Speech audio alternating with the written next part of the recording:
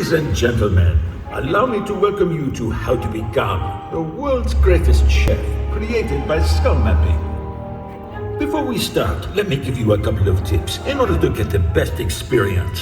Please remove your personal items from the tabletop so that Le Petit Chef does not trip as he likes running around. Place your napkins in your lap and make sure your plate is perfectly aligned with a magical circle of light. Please silence your phone so as not to disturb the other guests. And now, without further ado, allow me to introduce to you, all the way from France, measuring 6 centimeters, the world's smallest chef, Le Petit Chef.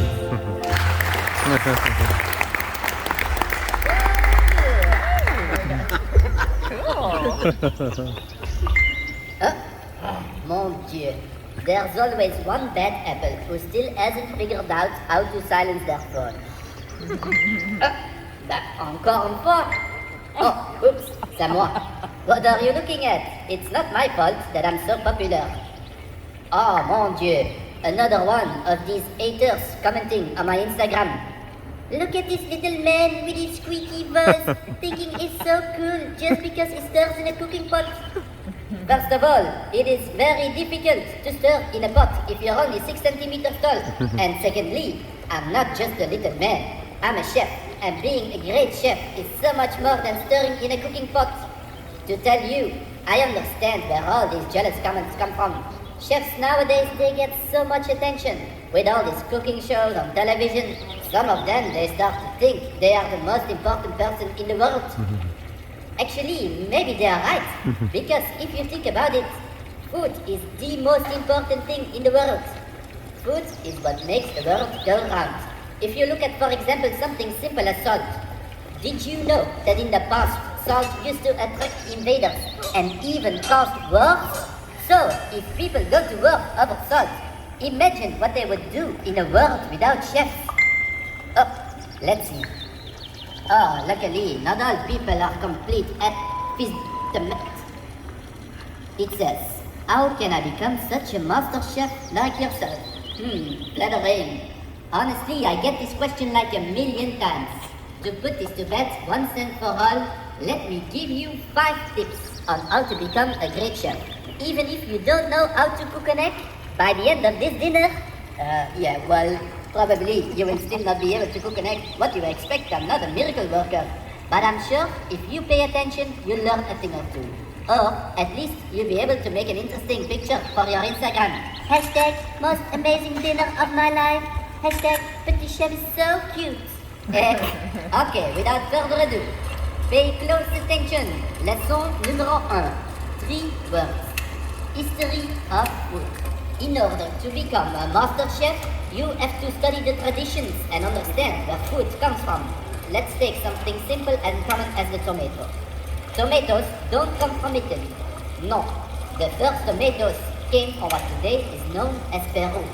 From there, they eventually expanded to Mexico, where they were cultivated by the Aztecs. The Aztecs grew tomatoes on chinampas, which were floating gardens around their capital city Tenochtitlan. In the 16th century, the Spanish conquistador Don Hernán Cortés arrived in the New World. The Aztec king at first believed Cortés was the returning Quetzalcoatl, the feathered serpent god. But Cortés was out for gold and conquered and destroyed this beautiful Aztec city.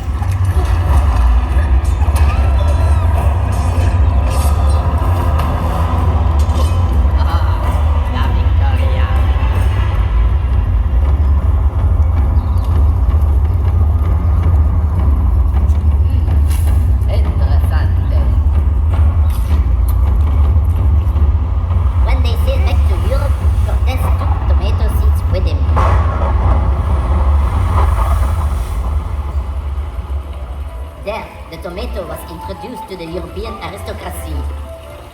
But they got sick from eating tomatoes and even dropped dead. So they started calling it the poison apple. It's like the fairy tale from Snow White, right? Turns out it was because the rich were eating of silvery pewter plates, and the tomatoes, which are high in acidity, dissolved part of the lead from the plate, and so when they ate tomatoes, they got lead poisoning.